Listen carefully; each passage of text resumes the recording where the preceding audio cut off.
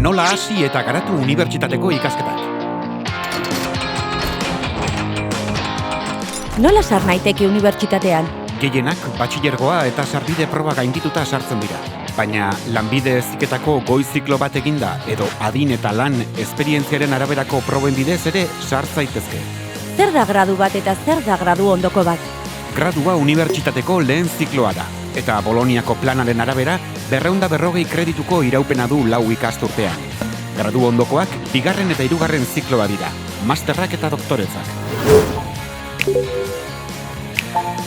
Zertan datza unibertsitateko sarbide proba?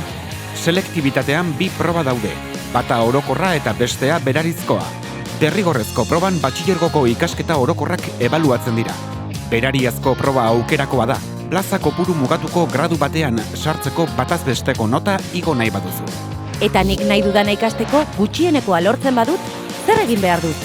Euskal Autonomia Erkidegokoa bazara, eta EH1 izena eman nahi baduzu, zure ikastetxearen bidez egin dezakezu. Beste unibertsitateren batean ikasteko, zeuk eman beharko duzu izena. Gradu bat lortu ondoren trebatzen jarraitu ahal dut? Bai, trebakuntza profesionala hobetzen jarraitu beharko zenuke.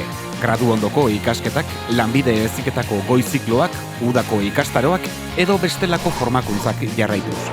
Eta ikasi ahal dut atzerriko unibertsitate batean? Asko baloratzen da gradua. Graduaren zati bat edo gradu ondokoak atzerrian ikastea.